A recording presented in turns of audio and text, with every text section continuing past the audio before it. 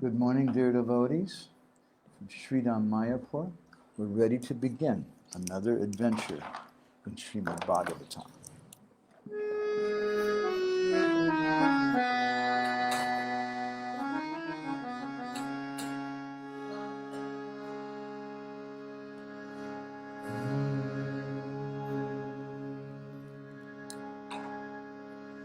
Shri Guru Nitai Gaur Premanandi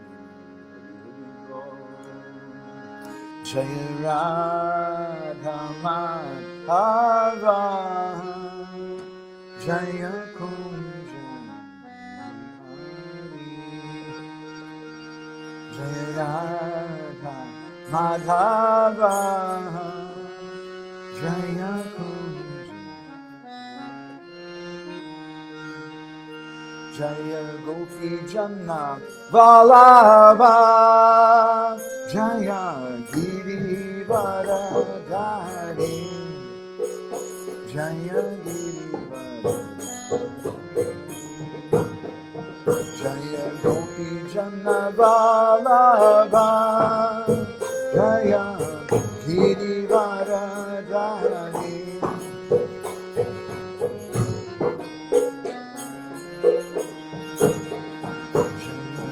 Yashodanandana Jaya Braja Janaranjana Jaya Braja Jaya Yashodanandana Jaya Braja Janaranjana Jaya Braja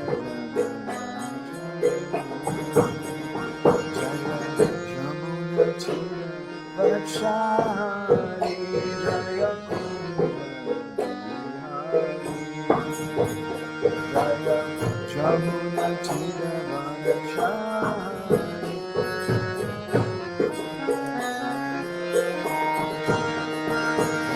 Krishna Hare Krishna Krishna Krishna Hare Rama Hare Rama Rama Rama Hare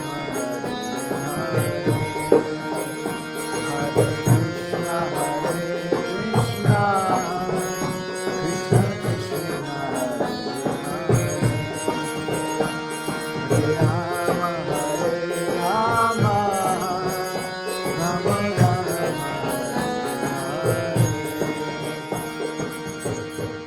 Narayanam Namasrityam Namaskararotamam Devim Saraswatim Yasam Tato Jayam Viraye Vede Ramayane Shaiva Purane Bharate Tata Adavande Chamadri Chahari Sarvatra Giyate Mukam Karodi Vachalam Bhangum Mandayate Girim Yat Kripa Tamaham Vande Shri Gurum Vinataranam Paramananda Madhavam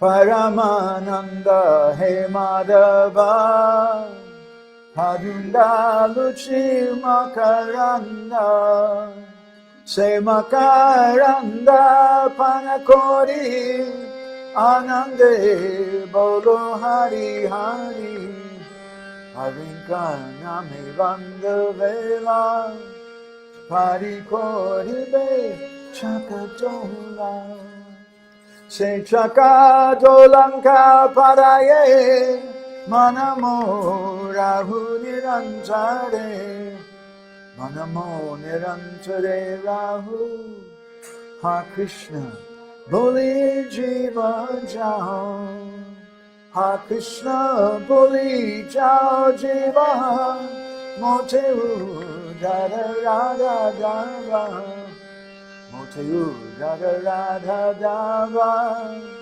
Moteu Dada Radha Dava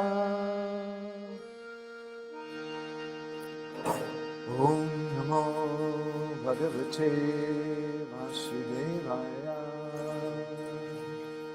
Om Namo Bhagavate Vasudevaya. Om Namo Bhagavate Vasudevaya. Hare Krishna. Good morning, dear devotees. From Sridham Mayapur. This is our daily adventure in Srimad Bhagavatam. Thank you. So, we're reading this morning from the third canto still, the teachings of Lord Kapiladeva, in chapter 29, which speaks about pure devotional service. And today we're on text number 11 to 12.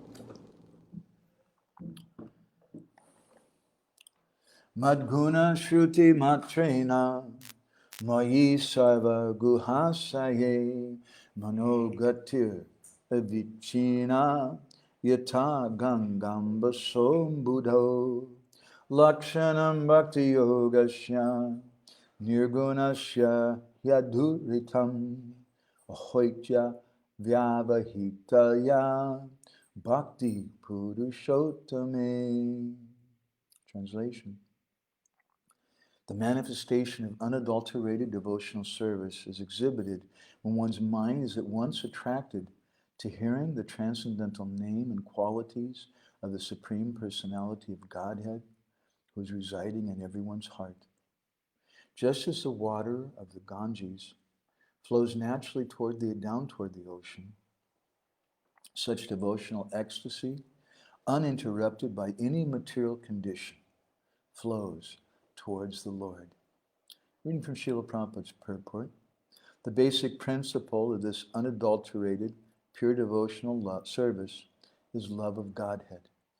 Madguna Shruti Matrena means, quote, just after hearing about the transcendental qualities of the Supreme Personality of Godhead, these qualities are called nirguna.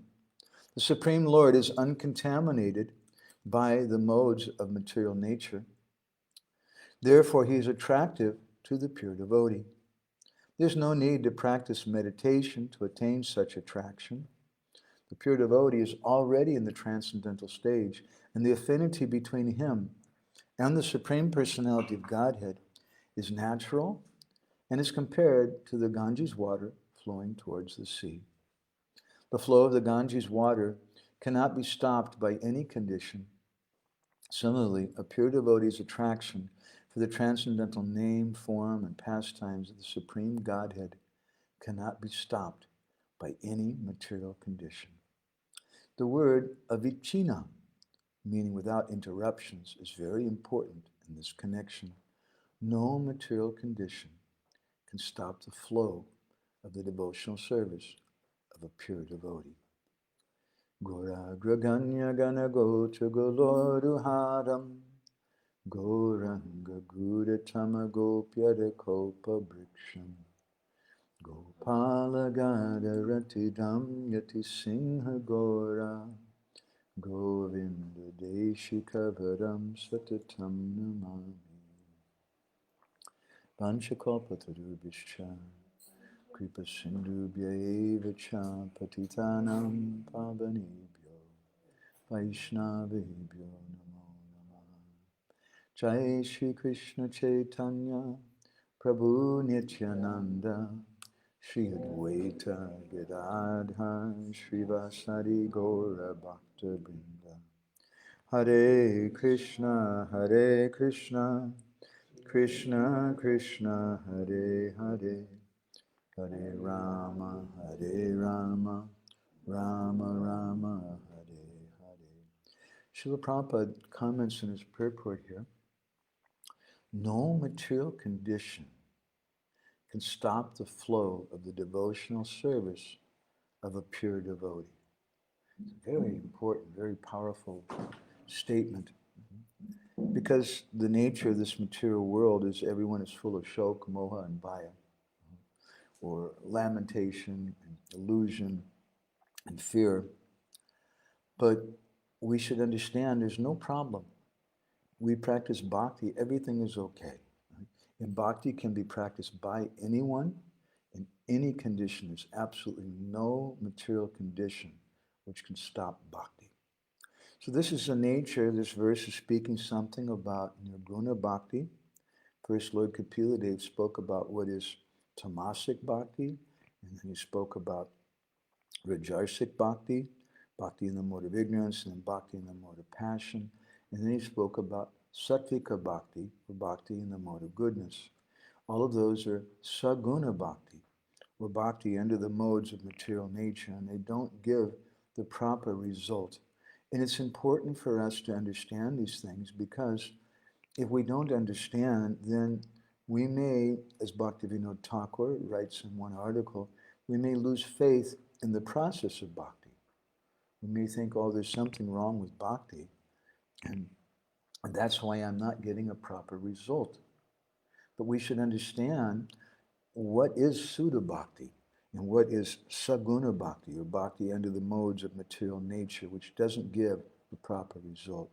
So this verse describes three different qualities of this nirguna-bhakti, and we'll hear more qualities in the subsequent verses to come. The first of which is madguna shruti matrena, that just by hearing about Krishna, then immediately mano gatir avichina. It continuously, the words avichina is important. It's commented on by pretty much all of our acharyas in this purport to this verse.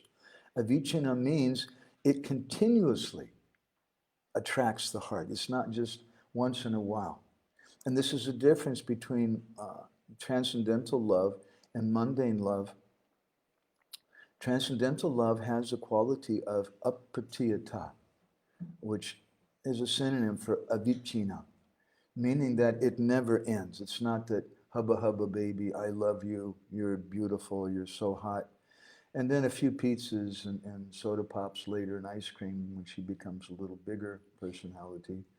Then they trade her in for a younger model, someone who's more skinny and more attractive.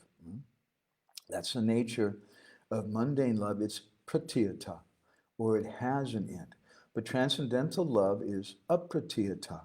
It's avichina, as described in this verse.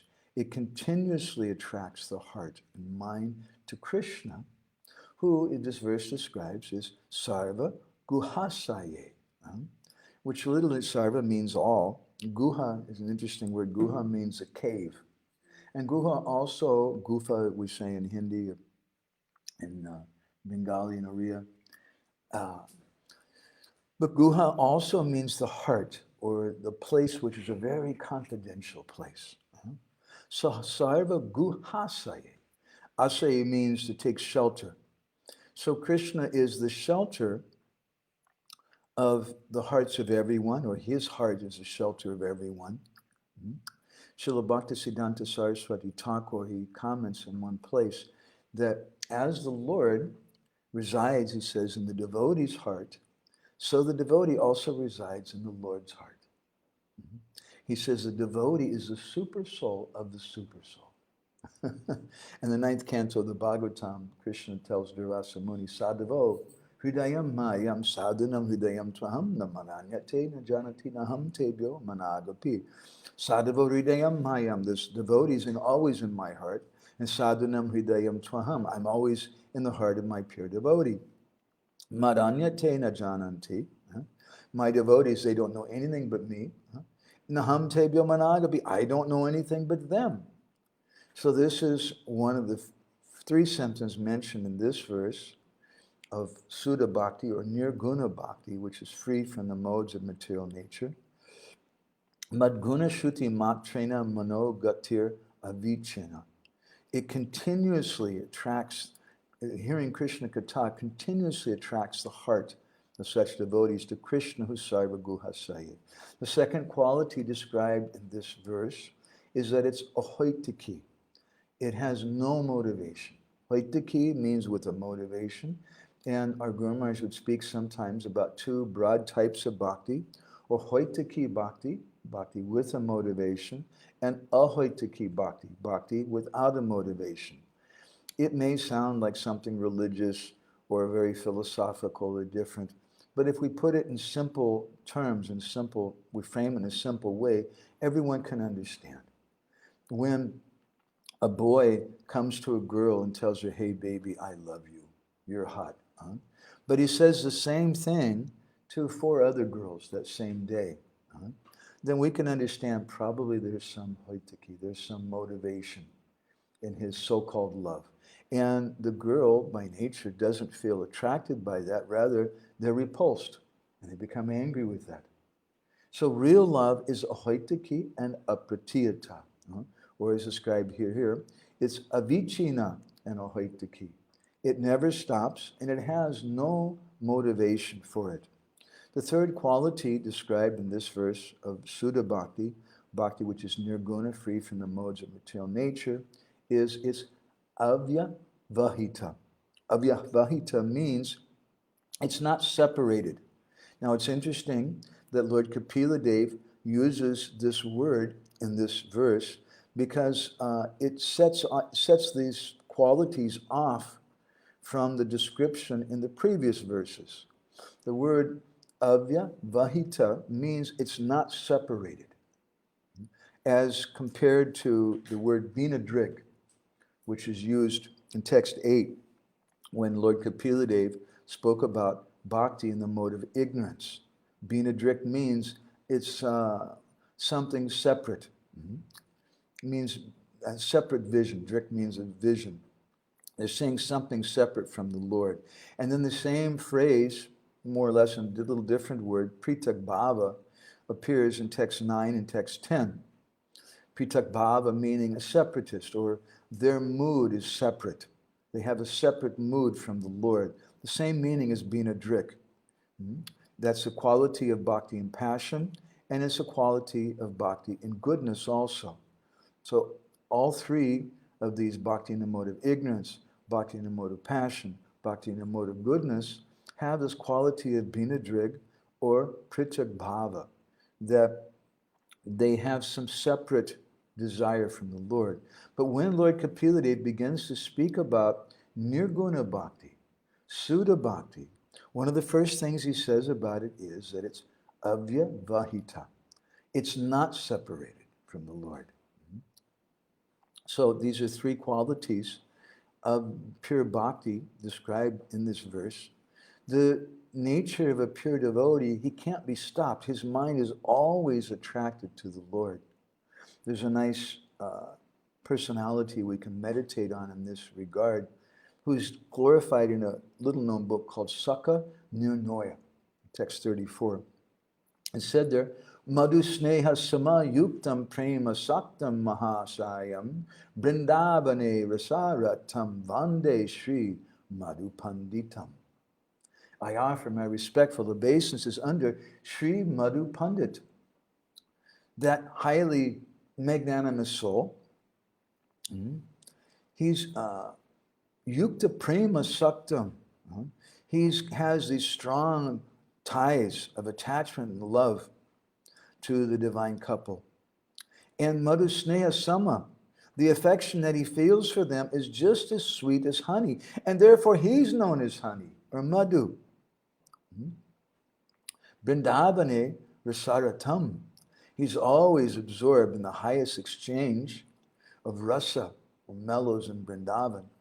And therefore, the author prays, Shri Madhu Panditam. I offer my vandana, bande Shri Madhu Panditam, my vandana, my prayers to this Madhu Pandit.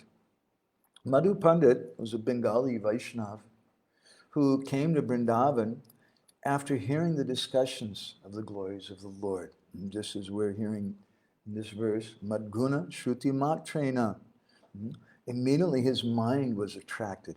And after hearing the description of the glories of Krishna in Vrindavan, he couldn't control himself, and he had to go. So he left his family, left his home, and he went running to Vrindavan. Madhu Pandit had a very, very intense desire to see the beautiful form of Shyam Sundar Krishna. Bhaktivinoda Thakur describes this in his Harinam Chintamani as one of the symptoms of chanting Suddha Nam. which is synonymous also with this verse today, where we're speaking about Suddha Bhakti. The symptom of Suddha Nam, he says, is that Name prasvatita hoy rupa guna karma.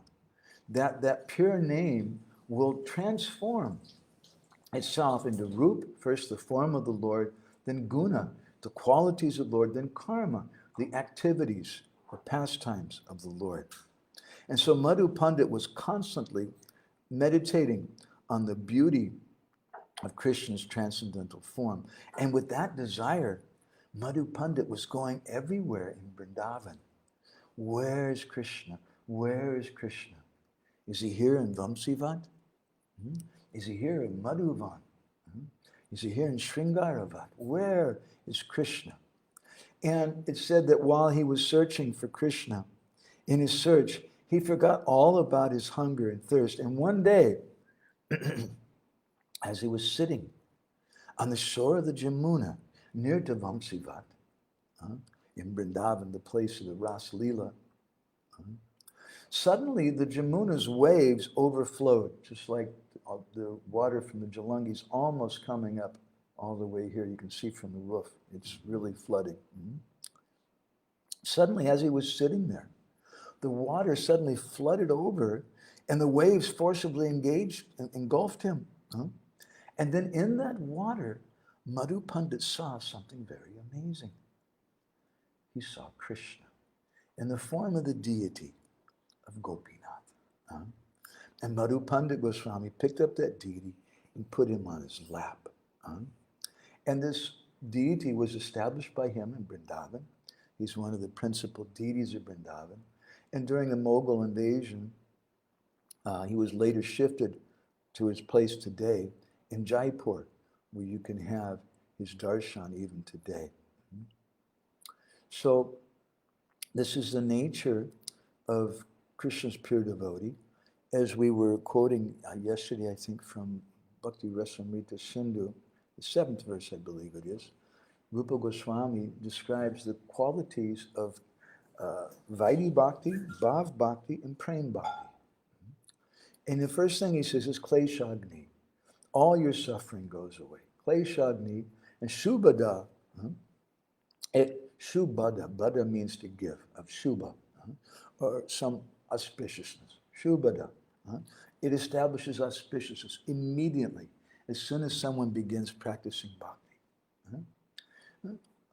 Kleshagni, Shubhada. And then moksha lagu takrit. It makes even moksha seem lagu, or insignificant. Moksha lagu takrit. Sandrananda Visheshatma, Shri Krishna Karshani Chasa. It's the enjoyment in it. As Sandrananda Visheshatma, it's like a condensed nectar. And Shri Krishna Karshani Chasa, it attracts Krishna. So this is the nature of Suddha Bhakti we're hearing in this verse. And I'd like to speak more, and where some of our next sessions we'll be speaking on this verse, I think, for several sessions. And trying to progress from different devotees all the way up to the gopis of Vrindavan, and speaking about their mood, their example, and how the nature of this bhakti is that it's mano gatir avichina. It continuously attracts the mind to Krishna. But the result is that Krishna becomes attracted to such a devotee.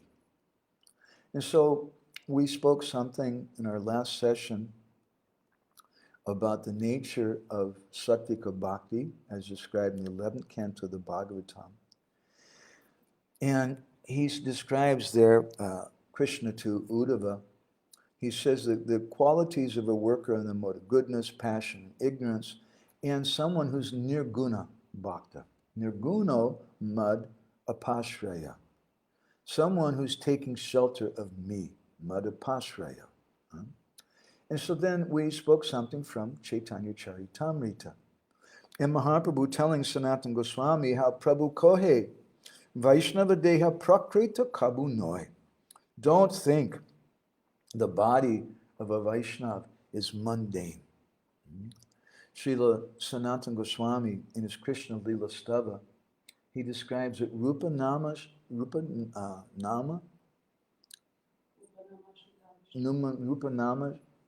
Ashrita Vishta. Rupa Nama Ashrita Vishta. Verse we like to quote.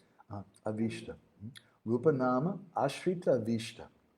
That when someone takes shelter, Ashrita is described in this verse in the 11th canto, Mad Apashreya, who takes shelter of Krishna's form, Rupa, or takes shelter of Krishna's name, then Avishta, Krishna's form and name, enter into that devotee. And therefore, Vaishnava Deha Prakrita Kabunoi. Don't think it's never material. The body of a Vaishnava is never material. A Prakrita Deha, that non-material body, bhaktira of the devotee, is Chid Anandamoy. It simply consists out of transcendental bliss. Diksha Kali Bhakta Kori Atma Samarpana. So when does this take place? Mahaprabhu tells Sanatana Goswami immediately at the time of initiation. Oh, wait a minute. Someone will say, I got initiated, but my body's not completely transcendental yet. Mahaprabhu says one minor thing, Atma Samarpana.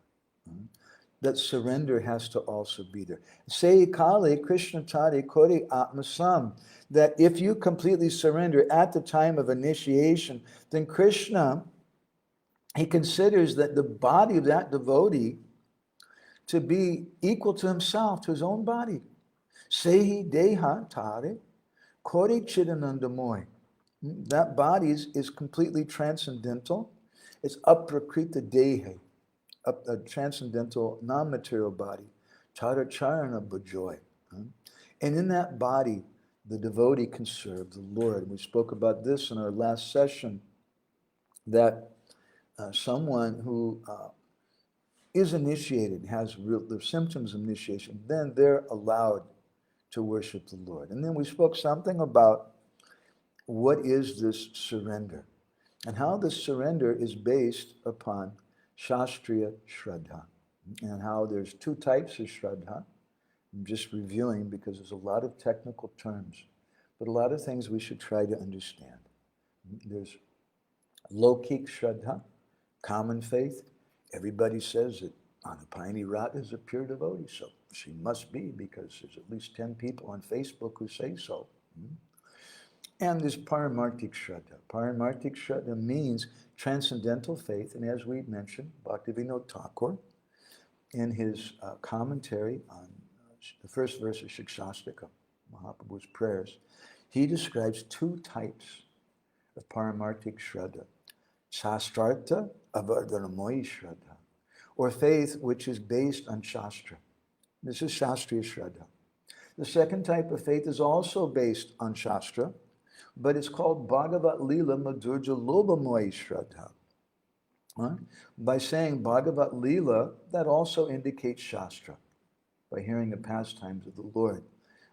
But hearing the sweetness.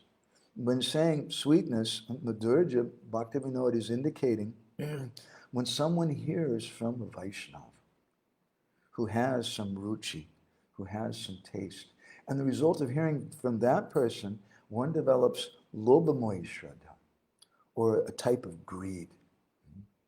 And this leads to Raganuga-bhakti, whereas a Shastrartha Avardhanamoyi Shraddha, which is based on fear, that, oh, I have to follow all these things, because they haven't heard from such a devotee. And they think, I have to do all these rules and regulations, otherwise I can't progress in bhakti. It's another quality of faith. But Bhaktivinoda Thakur, now going on, this is our review from our previous session, with a few new things. Bhaktivinoda Thakur says an interesting thing in some of his articles. He's paraphrasing Srila Rupa Goswami from Bhakti Rasamrita Sindhu and Jiva Goswami in Bhakti Sandarbha. He says that Shraddha is not enough. Faith is not enough. That may sound very startling, that faith is not enough. We thought faith was so important. Faith is everything.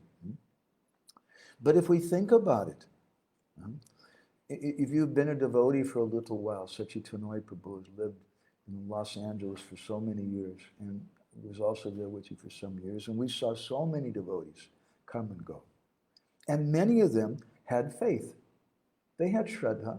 Now maybe they didn't have Suddha Shraddha, they didn't have perfectly pure faith, but they definitely had faith that Krishna is the Supreme Personality of Godhead.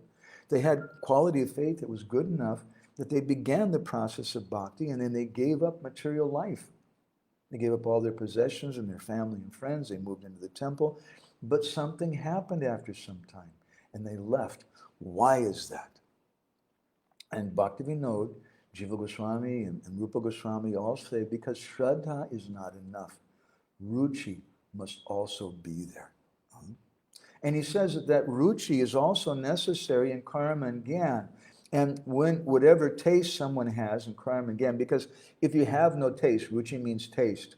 If you have no taste, a girl may be the most beautiful girl in the world. Raghunath Das Goswami married a girl who the Chaitanya Charitamrita describes was like the wife of Indra, incomparable beauty.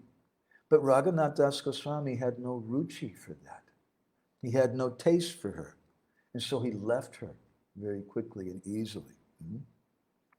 So for someone to continue being engaged in any kind of activity, in any kind of relationship, ruchi has to be there. Well, this verse today is describing the nature of transcendental ruchi, nirguna-bhakti. So this ruchi is also necessary for people who practice karma and gyan. Without that ruchi, they can't go on practicing it. But something also is required even more than ruchi. And our acharyas go on to describe that. And that is saranapati. Saranapati, or surrender, is defined by Bhaktivinoda, is Krishnanubhritti chesta, the constant endeavor to serve Krishna, and the tendency for karma and fruitive activities entirely removed. This is the nature of Suddha Bhakti. It has these qualities. There's Shraddha, there's Shastriya Shraddha, transcendental faith, Paramarthik Shraddha, which is Shastriya Shraddha, faith given in Shastra, which may be one of these two types. But that's not enough. It also has the quality of ruchi, so much so that the verse describes it's avichina, that it never stops, it's continuous. And the devotee's mind is just completely attracted to Krishna. Mano gatir avichina, yata gangam baso mudha. Just like the Ganga is attracted to the ocean, and it can't be stopped. So this is the nature of Suddha Bhakti. The devotee's mind becomes completely attracted to the Lord. And there's no need for him to try to practice thinking about Krishna. The gopis, they tell Krishna in, the 82nd chapter of the Bhagavatam, Ahushchatena linanaba padara vindam yogeshvarai hridi vichindra magada bodhai samsara kupa patito taranavalam geham jusam apimanas yudiyat sadanaha. A very interesting verse. This verse has several different meanings because this is the nature of bhakti. What is the quality of bhakti? No. In this verse, it looks like one thing, but it may be another thing. What do we call that on time? Paroksha. The gopis are very, very expert in parokshavad. They say one thing, but they mean another thing. And so this verse is a very beautiful example. This is the only verse. It's from the 82nd chapter of the 10th canto. This is text 48. It's the only verse spoken by the gopis to Krishna when they meet again at Kurukshetra. And you might find that a little startling. They only had one verse to say. Didn't they have so many things to Krishna? It's been so long they haven't seen him. And one commentary that we read on this verse, the Vaishnav describes that actually the gopis said so many things, but Shukadeva Goswami couldn't tolerate repeating them. They were too painful for him. And so he gave this one verse, which has a double meaning. Ahushchate nalina naba padada vinda. Oh, our dear Lord, they're offering prayers to Krishna. Who nalina naba padada vinda. Who Lord Brahma is born from the lotus coming from your lotus-like navel. That indicates Lord Vishnu. It indicates Bhagavan, God. The gopis are addressing Krishna as God. You're Yogeshwarai. You're the greatest of all the yogis. All the yogis, they worship you. Yogeshwarai, Hridiva Chimchimagada Bodhai. Those personalities who are great thinkers, who know so many different philosophy, they're worshiping you. But who are we? We're just samsara kupa. We're fallen in the ocean of samsara. Patitot taranava. Patita means to have fallen. Geham jusam api manasudiyat sadhana. We can't do this meditation, this yoga. Now, as we mentioned, the verse has another meaning, also actually has at least 3 different meanings, according to Jiva Goswami.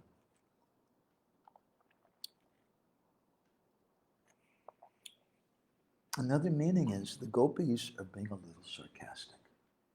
And they're telling Krishna at Kurukshetra, excuse us, Krishna, now you've gone to Dwarka and you become a big man. Now you're God. And you're worshipped by all the greatest of yogis and the mystics and the philosophers. And you're telling us that we should do like that. We can't do like that. We're not yogis, Krishna. We can't practice yoga. We're fallen. We're just housewives. That's all we are. And we can't do this yoga. You want us to do yoga. We try to practice yoga, but it doesn't work because we can't meditate, because we can't stop thinking about you. Therefore, we can't do yoga. This is their parokshavat, their beautiful double talk of the gopis, which gives Krishna unlimited pleasure. So the gopis, they're Krishna-anubrita chesta. They're constantly thinking of Krishna. They're constantly attracted to Krishna. So to summarize a little bit what we just spoke about, and we'll finish now. I'd like to have a little time for reflection from devotees. This Shraddha is not enough. Even Paramarthik Shraddha is not enough. There must also be Ruchi. And that Ruchi is also there in Karma and Gyan. It's in whatever relationship we have, whatever activity we do. If you don't have Ruchi for it, you can't do it. If someone starts a job, it may be the best job in the world, but if they don't like it, they just can't do it. There has to be some Ruchi. But even Ruchi is not enough either. Saranapati, or surrender, has to be there. And that Saranapati is defined as Krishnanuvritti Chesta, or the constant endeavor. It's ahoitiki apratiyata. It never stops to serve Krishna with no tendency for karma or fruitive activities whatsoever. So we didn't go very far in our new session this time, but we'll continue this discussion in our next session. So I'd like to see if any devotees have any reflections or comments or anything. You can go ahead and take those at this time. Whoops.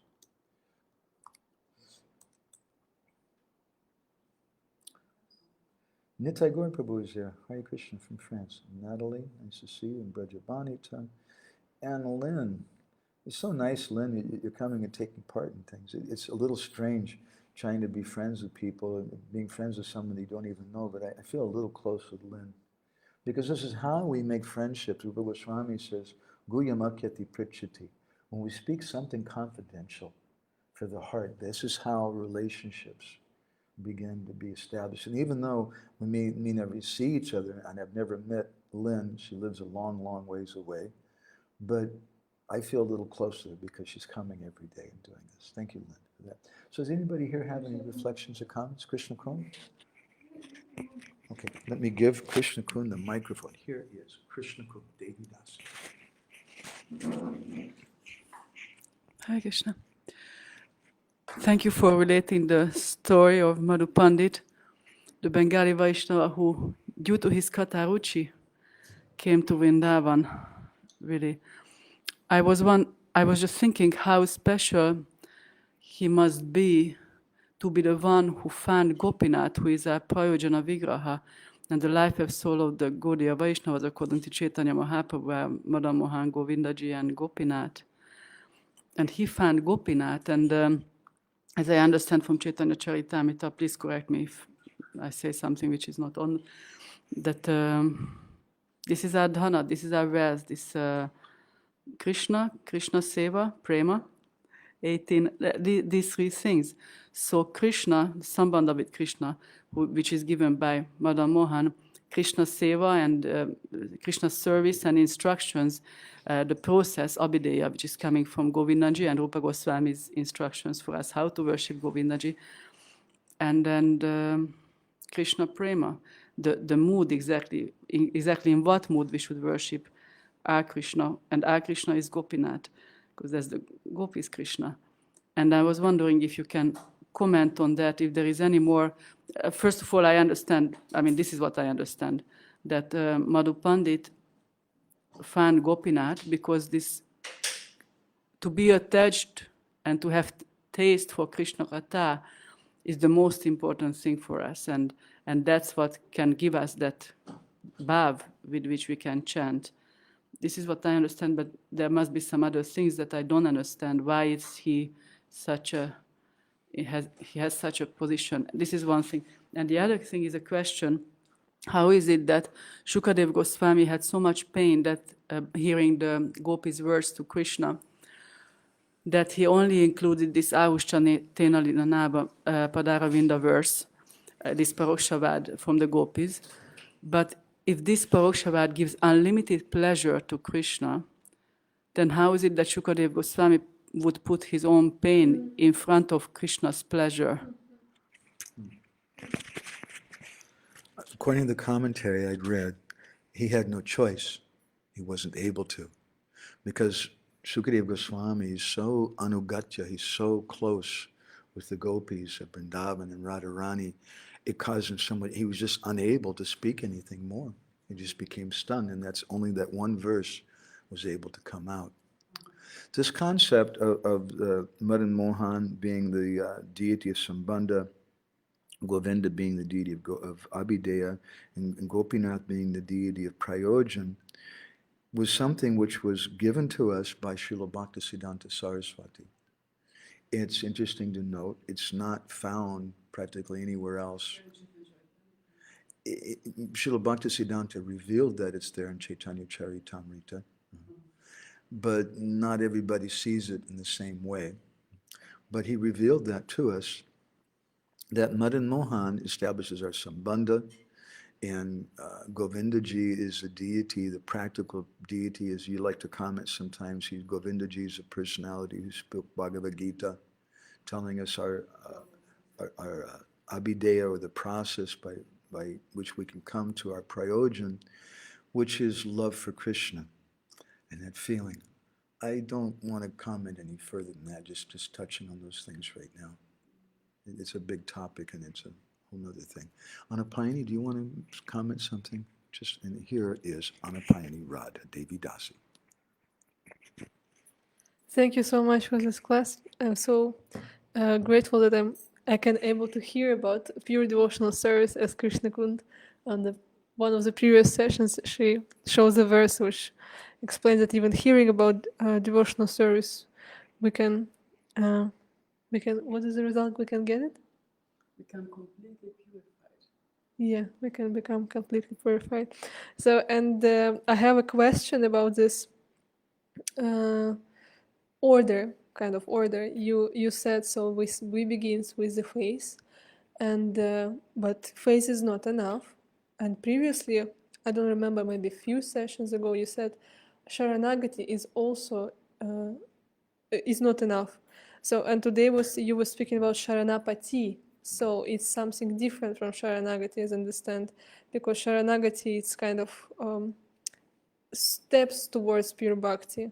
Like it's just before the pure bhakti, but Sharanapati it's like, I don't know, it's full Sharanagati, or what is that? Can you comment on this order, please? Sorry for all these technical terms. As we also commented previously, it's not necessary in one sense to learn all these technical things and because if someone just chants the holy name, everything will come by itself if they chant without offenses. But who can chant without offenses? It's not such an easy thing, and therefore we need to study these things. The word Saranapati and Saranagati are synonymous together. They refer to the same thing. And so Saranapati here is defined by Rupa Goswami and Bhaktivinoda Thakur as Krishna Vritti Chesta, the constant endeavor to serve Krishna without any karma or gyan being there whatsoever. Is that helpful? So I still don't understand why you said previously that Sharanagati is not enough, but today you said Ruchi is not enough. You have to Yeah, with Saranapati, Saranagati also has to be there too. And we're going to continue that in our next session. That's our topic for the next session, to answer Anupani Radha's question. Thank you. Thank you for taking part in all this, Anupani. Anyone, Sachitanoi Prabhu, you have something? And here is Sachitanoi Prabhu. Thank you, Prabhu. Krishna took away my question already. I had the same, question about Sukadev Goswami. Caught my attention that how is it that, such a Rasika devotee, and yet we don't really have so much information that I know, maybe you know, about the, previously how he just, it appears that he came to just speak Bhagavatam, like that in general, like the philosophical understanding. But then later on we had, like in Chaitanya Charitamrita, other devotees who were really explaining about the higher rasas and the subtleties. But it appears that he knew also as much. And also, maybe my understanding, I was thinking, is that probably a particular service that's assigned to every devotee to speak, and then other devotees will say something else. Like, for example, in the pastime of Gopal Kumar, when Gopal Kumar is up there, like almost before going to Goloka Vrindavan, and at one point he's bewildered and confused and not happy. And then Narada Muni told Uddhava, you go and tell him, because you've been in Vrindavan. Tell him more. Do you remember that little portion where and then what I'm saying is that Narada Muni could have said certain things, but he let it go to other devotees, and sometimes they delegate somebody else to speak. I'm just going to speak this much, or it seems like almost like this is my service to do. And like Sukadeva Goswami, he spoke all the philosophy of the Bhagavatam, but he didn't speak more about it. Can you say something? It's another very big subject. Vishwanath Chakravarti Thakur, in some of his commentaries, he says that Sukadeva Goswami didn't directly speak the name of Radha or Lalita or Vishaka in the Bhagavatam because it was too painful for him. And he only had 7 days to speak the Bhagavatam. And if he would say the name of Radha, then he would become completely ecstatic and he wouldn't be able to speak anymore. And then what's going to happen to Maharaj Parikshit? It'd be a big problem, right? So that didn't go on. As for his identity, different descriptions are given. That's an interesting thing. It's a little controversial in some ways. In the Gaur Ganadesh Deepika, who was it? Shukadeva Goswami. Oh, it said there that Vallabhacharya is Shukadeva Goswami. Now, for Gaudiya Vaishnavas, that's a rather startling thing to say because Chaitanya Mahaprabhu wasn't happy with the commentary of Vallabhacharya and chastised him. So how do we understand that? In other Puranas, in some places it describes that Shukadeva Goswami became a householder. And in other places it's described that he was a Naishtika brahmachari. So when there's some confusion in this regard, Jiva Goswami and Sanatana Goswami in their writings comment that sometimes that these are the same pastimes happen in different Dibya yugas, and they may be different personalities with the same name who have different moods. And whereas, for example, the Bhagavatam says that Shukadeva Goswami spoke the Bhagavatam to Maharaj Parikshit for 7 days, but the Mahabharata gives a different description. It says that when Shringi cursed Maharaj Parikshit, that he built a big tower and stayed up in the tower to avoid being attacked by the snake bird. And Jiva Goswami comments that both are true. It's not that we only accept one, we don't accept the other. Both are true, but they happen in different Dibya yugas and different ages. So in regards to Sukadeva Goswami, there are different understandings about him. In one way, which I've seen several Vaishnavas, including our Guru Maharaj, have commented that the words Sri Shuk Uvacha, or the blessed Shukadeva Goswami says, has another meaning, that Sri means Sarva Angsini Radhika. Srimati Radharani, who's the source of all the different gopis and different Lakshmis. Therefore, Sri means Lakshmi. And so therefore, Sri and Shuk means parrot. It also refers to Shukadeva Goswami. But another meaning then is the parrot of Radharani. And there's a tradition, especially in Bhubaneswar, which I've also heard in Vrindavan from some other outside Vaishnavas. Once I went to Imli Tal, and there was one, Gaudiya Mutt sannyasi was giving class.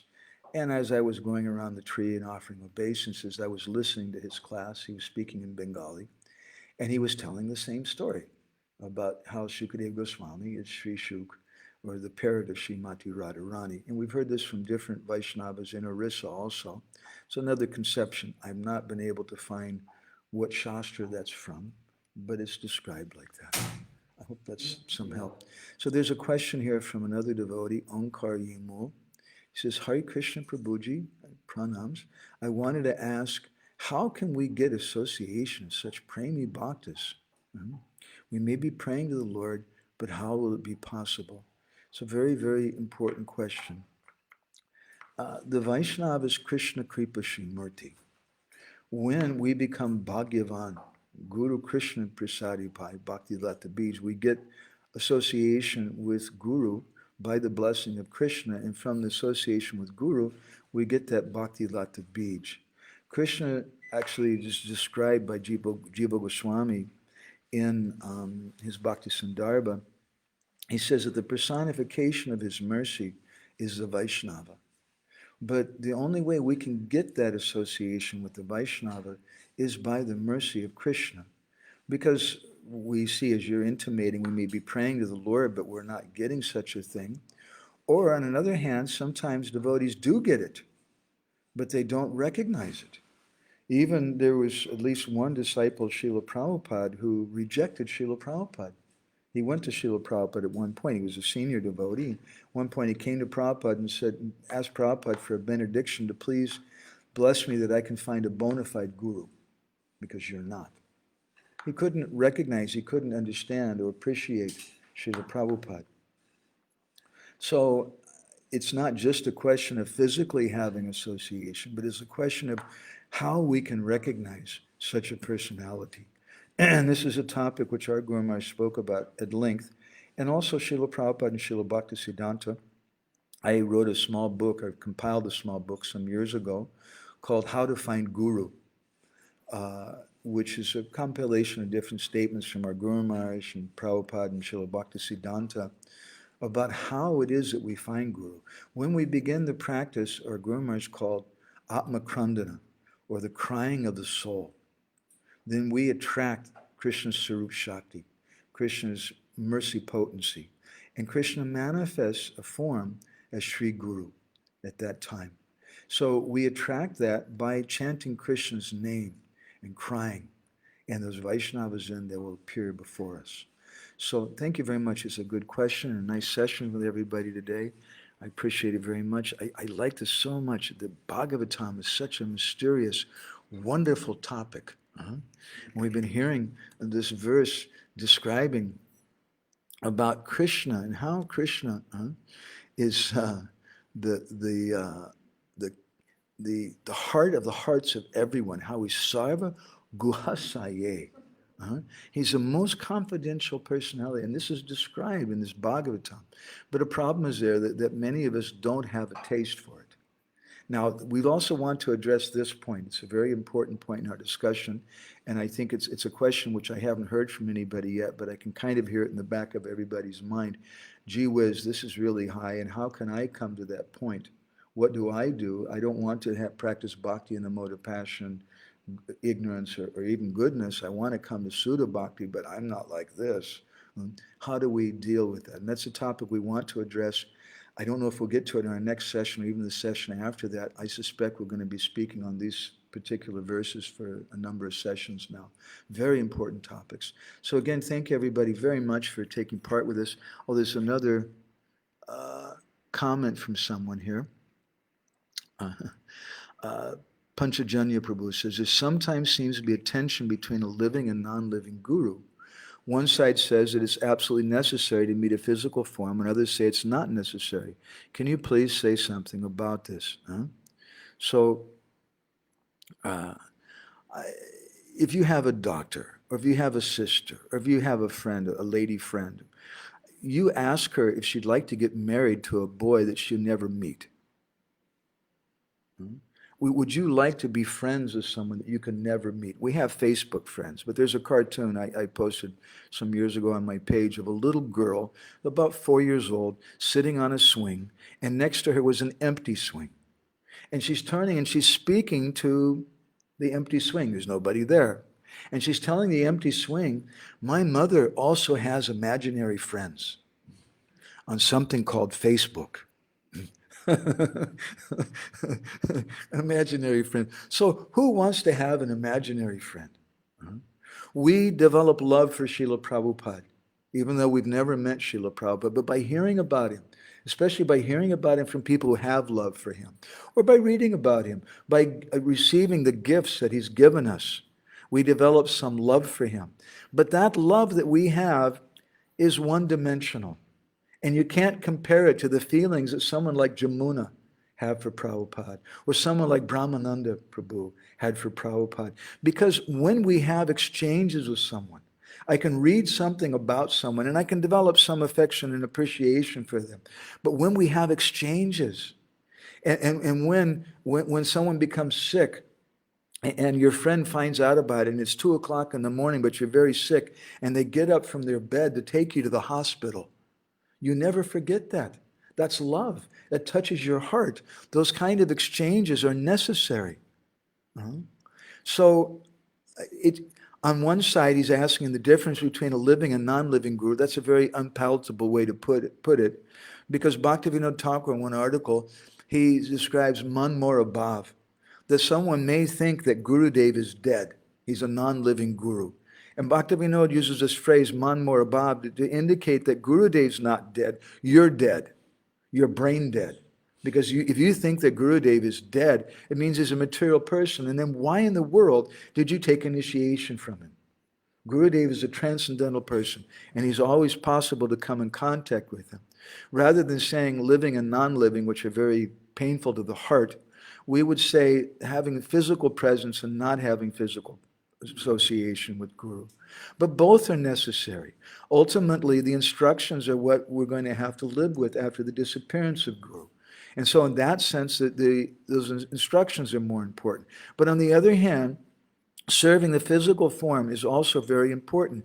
Jiva Goswami emphasizes both in Bhakti Sandarbha. Because if we don't have exchanges with the physical form of Guru, then our relationship is theoretical. And it's not very deep. But when we have exchanges with someone, we meet them, and they give us a gift. They gave us a present. They said something sweet to us. They did something with us. That's something we can't forget, and it marks the heart. So both are required. And there's no need to argue about the thing. It's a ridiculous thing to argue about, because both are important. Both are required. Thank you, Boo. Just a nice comment, nice question. And Mudge said, these classes are a saving grace in the early morning. Thank you very much. Thank you for taking part in this, all the Vaishnavas. Grantaraj Srimad Bhagavatam Ki Jai. We'll be back again on our next session on Wednesday, the same time, in the same place, with a similar discussion. Thank you all very much. Vanchakalpatarubhishcha, Kripa Sindhu Bhyevacha, Patitanam Pavanebhyo, Vaishnavebhyo Namo Namah, Ananda Koti Vaishnava Brinda Ki, Srila Prabhupada.